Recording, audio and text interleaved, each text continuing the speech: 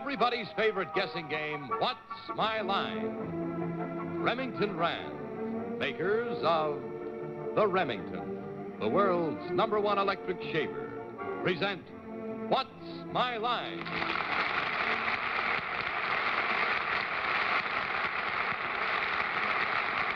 Now let's meet our award-winning What's My Line panel. First, the popular columnist whose voice of Broadway appears in the New York Journal-American and papers coast to coast, Miss Dorothy Kilgallen. On my left, a popular and charming young man who conducts his own nightly show Monday through Friday on another network, Mr. Steve Allen. Thank you, Dorothy. Thank you. And on my left, the lovely lady of radio and television whose new program Today was so well received last week, Arlene Francis.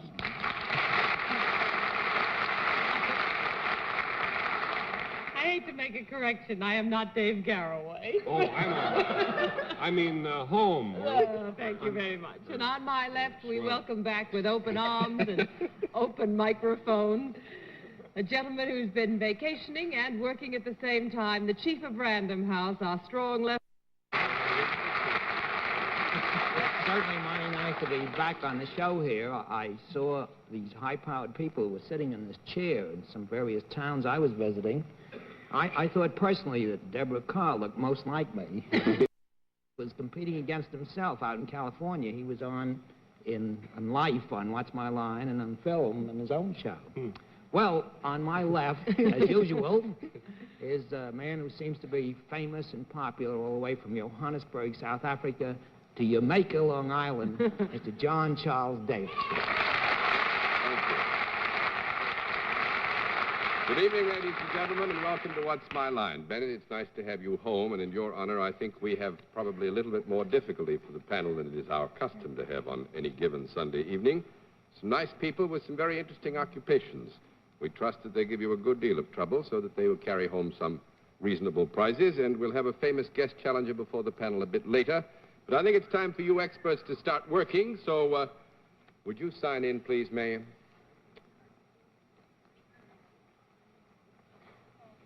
Micheline Muselli.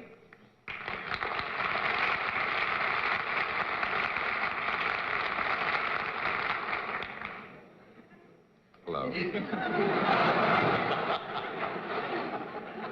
I shouldn't have done that, Micheline. Micheline is nervous, but you have no need to be nervous. Is it Miss or Mrs.? Mrs. Mrs.? Yes. Mrs. Muselli? Yes. And where are you from? Paris. From France. Paris, France. Oh, that's very nice. Yes. I should imagine that the panel's confused already, so why don't we confuse them some more? Will you take a walk down and meet them, please? Oh, hello, Mrs. Hello. All right, Mrs. Muselli, will you come here now, please, and join me? And I think perhaps I shall have to go into things in a little more detail because you're all the way from Paris visiting us, and tell you that at this point we always let the panel have one free guess as to what your line may be, and we always begin these free guesses with Miss Dorothy Kilgallen. Well, she looks like a mannequin, so I suppose that means that she opens escargot. Mr. Allen. I think she opens there tomorrow, as a matter of fact. Outside. I think she sells French's mustard. I don't know. French's mustard. Miss Francis. I think she does publicity for the Roland Petit Ballet. Mr. Cerf. Well, I certainly came back to this program the right Sunday. I think Mrs. Muselli is probably the girl who, quite understandably, told Christian Dior that girls' dresses should be higher this year.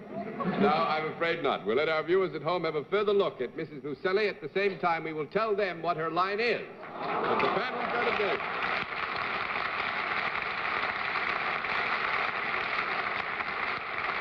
And I think, Mrs. Muselli, I do owe an explanation. Mr. Cerf said that he's really came back to the program on the right Sunday. He's been away for a few weeks, and he picked the Sunday you were here to come back.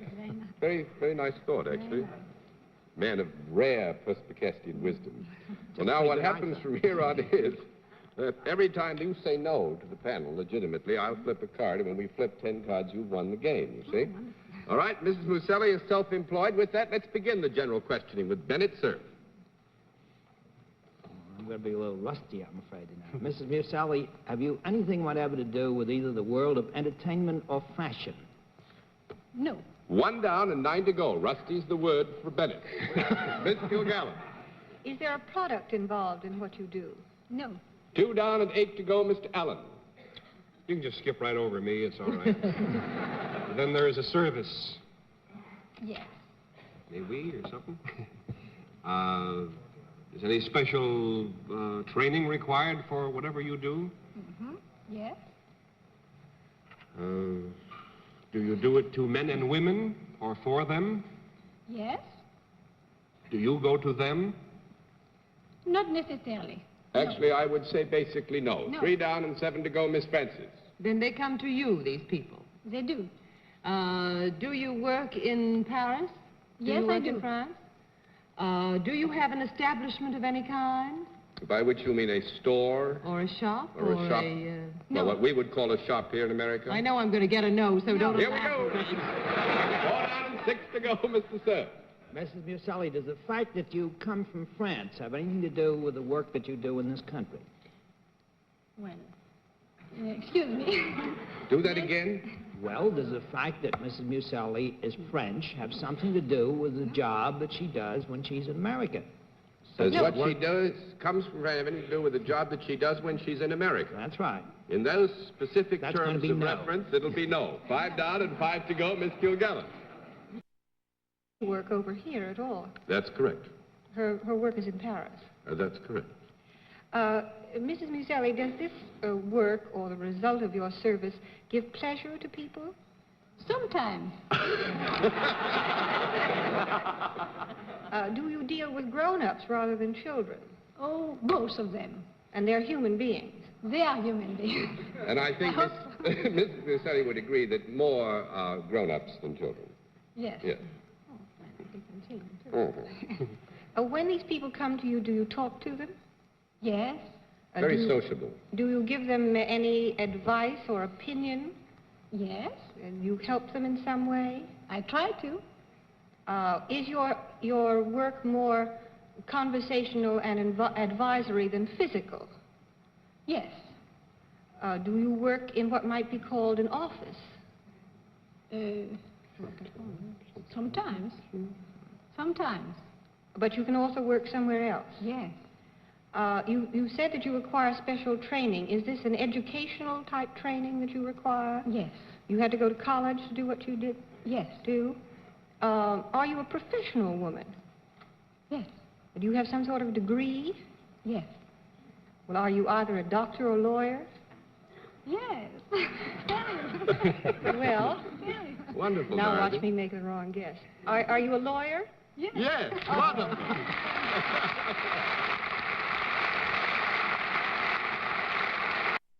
Add some spicing to the cake. Mrs. Muselli is a criminal lawyer. That's the way to be. That's why that you heard that burst of laughter a moment ago. Well, Mrs. Muselli, we thought you were going to give them substantial... I think they were too, and I think you made a very fine guest, and we hope you enjoyed your visit to enjoyed What's it Milan. very It was nice to have you with us. Good night, ma'am. Good to see you. All right, panel, a very auspicious beginning on Bennett Cerf's return home. Let's see what we can do with another challenger. Would you sign in, please, sir? Charles Kling. That's right, sir? Mr. Kling, where are you from? Bittersville, Pennsylvania. Bittersville, Pennsylvania. There are some people here from Pennsylvania for sure, and maybe from Bittersville, too. You never can tell. I think it is. There are some people from Manhattan who'd like to know you a bit better, so go over and say hello, will you? Thanks. Howdy. All right, Mr. Kling, right over here now. If you will, sit down next to me, and we'll give the panel that one free guess that they get on the basis that they have had a chance to at least say hello and get a quick look at you. We begin the free guesses with Miss Dorothy Kilgallen. I think he's a coal miner. Coal miner, Mr. Allen. Judging by the dark shirt, I would guess he's an Apache dance instructor at Arthur Murray's. Miss Francis. I think he's a dirt farmer. Mr. Cerf. There was once a wonderful catcher on the Chicago Cubs named Kling. I think maybe you were his son. No, I'm afraid not. We'll let our viewers have a further look at Mr. Kling. At the same time, we'll tell them what his line is, but the panel has to dig.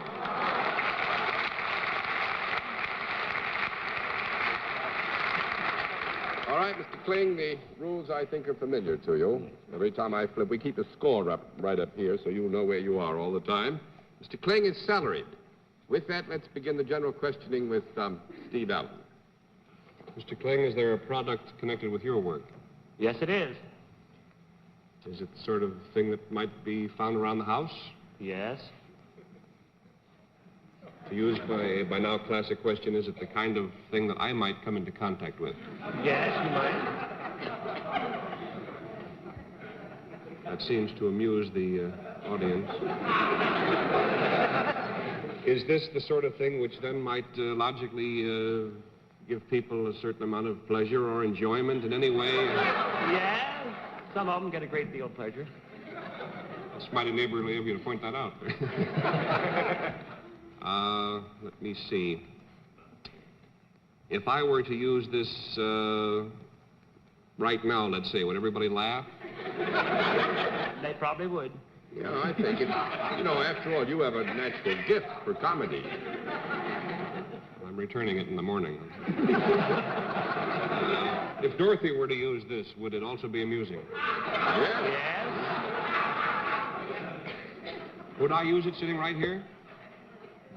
You could. Yeah, you could. Sure. Standing up, too? Yes. Lying down? Yes. In the wintertime? Yes. In the summertime? Yes. In a little Spanish town? Yes.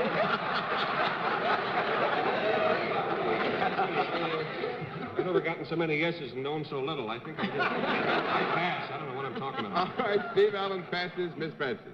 Do you work with your hands, Mr. Kling? Yes. Is the product that you have something to do with anything that can be found out of doors? Yes. Could be.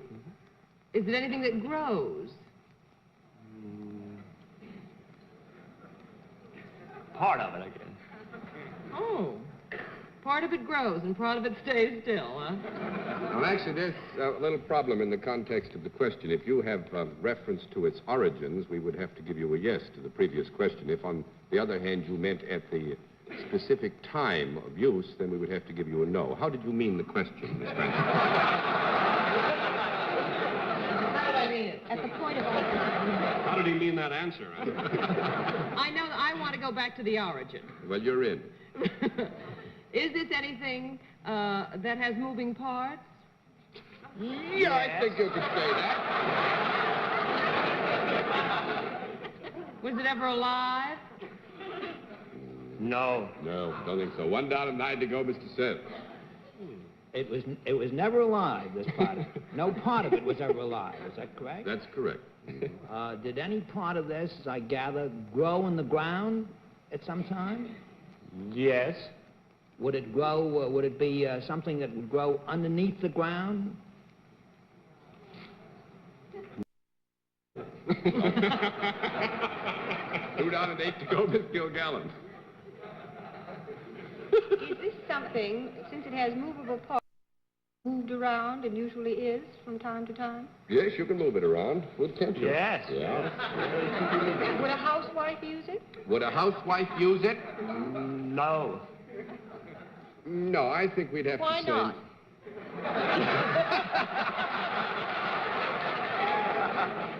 This, too, shall come to clear. You never can tell. 3 down and 7 to go, Mr. Allen. This seems like such a useless thing up to now. Is there something funny about this? The audience seemed to laugh at the mere introduction of the idea. Is there something that, does it smell funny or do something funny or look funny or sound funny or... It could be funny.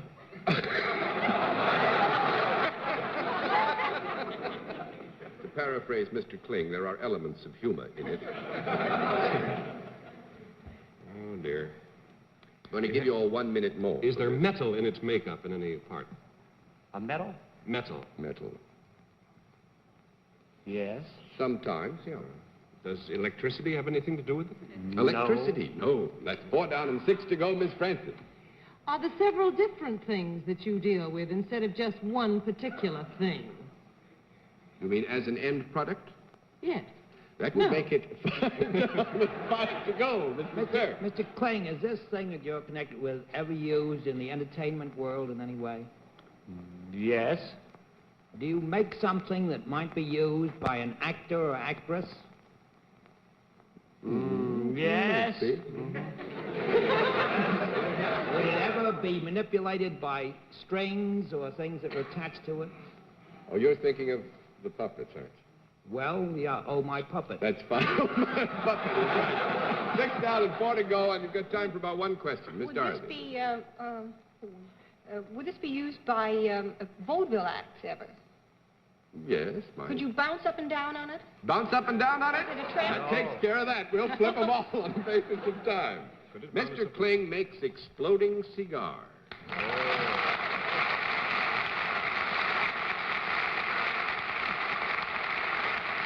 the nice thing, I learned something tonight. Mr. Kling explained there are two kinds of exploding cigars. They're the ones that you put a piece of wood that's been impregnated with TNT. But you can't put these in some states, so they have another one they have a steel spring in, and that shatters the thing. That's where the metal was in sometimes, you see. I have some back here. That's all right, Mr. Kling. Thank you. You'll get the full prize, and our thanks for being a most interesting guest. Thanks for coming to visit us. Now we come to the special feature of our program, the appearance of our mystery celebrity. Our panel has been provided with blindfolds because they would recognize our guest immediately. The blindfolds are all in place, panel? Yes, sir. Good. Will you come in, mystery challenger, and sign in, please?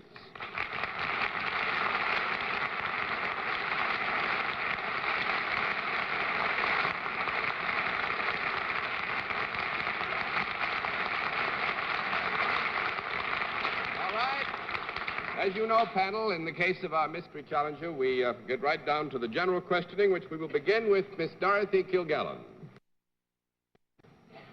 Yes.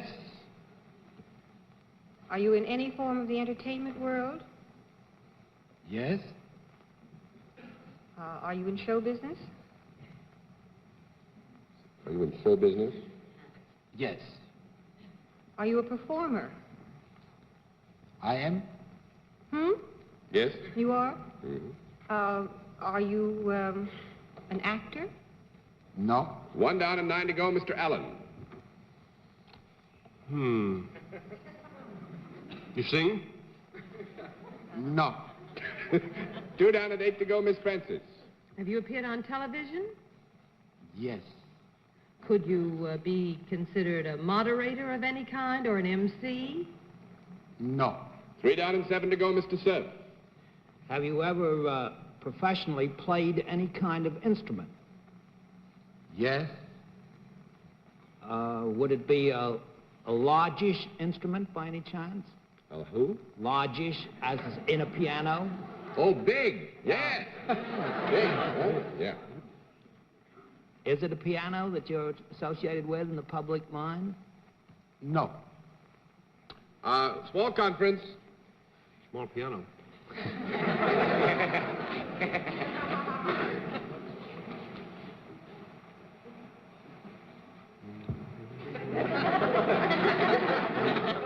Why does he play something? Right. Now, I do think this, Mr. Cerf, there is a question here of identification in the public mind.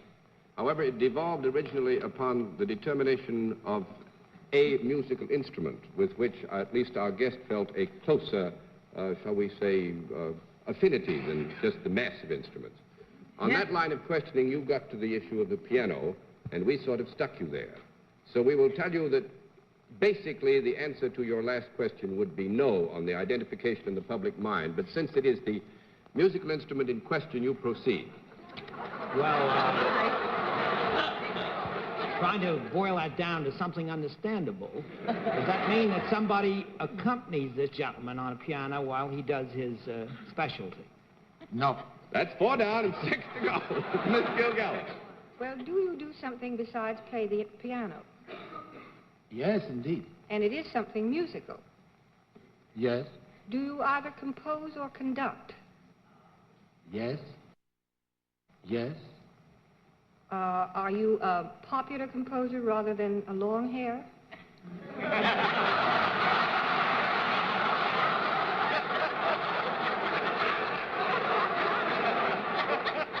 Half and half.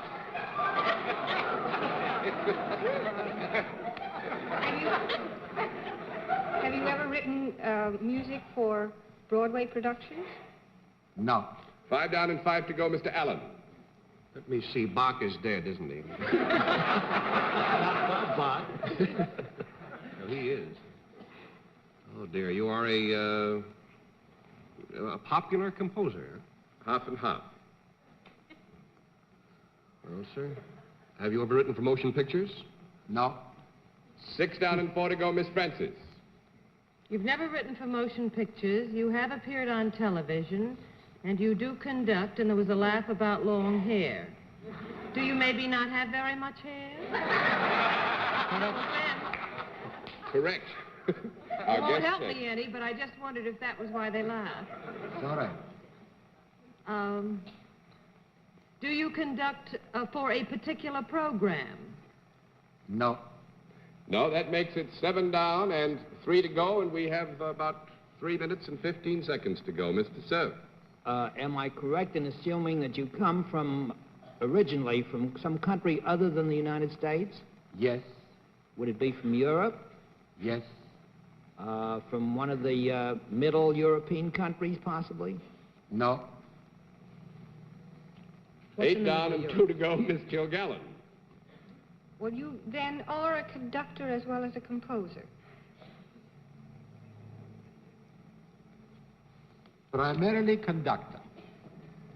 I didn't understand that. Our guest is Yes. also a conductor as well as a composer.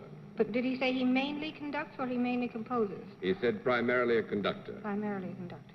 Oh, I've suddenly gone blank on conductors. Do you conduct a large symphony orchestra? Yes. Well, there I go. I've drawn a blank. Now, this I is- pass to Steve.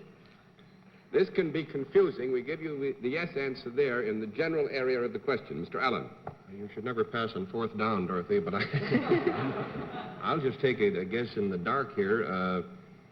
Do you make recordings? Yes. Are you by any chance Andre Kostelanetz?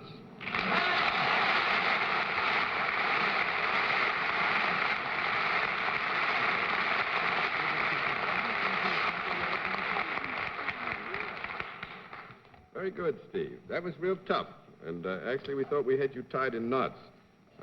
Actually, I think you're going to give a concert in Carnegie Hall next Saturday, aren't you? Yes. Next Saturday. Next Saturday, we're going to conduct. And we're afraid some of you might get lost in the composing, and we figured we could keep you there most of the night. Yes, you almost did. But, Mr. Kostelanetz, you gave them a real rough time. We haven't had a mystery guest stump them this thoroughly for some time, and our thanks for coming to visit us. Nice to have you with us.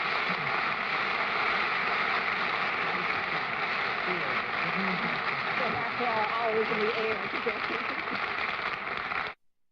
Until next week, this is John Daly saying good night, Dorothy. Good night, Steve. Good night, boys, and good night, Arlene. Good night, boys. And good night, Deborah. Bennett. The glasses that do it. Good night, John. And good night, ladies and gentlemen. Thanks for being with us on What's My Line?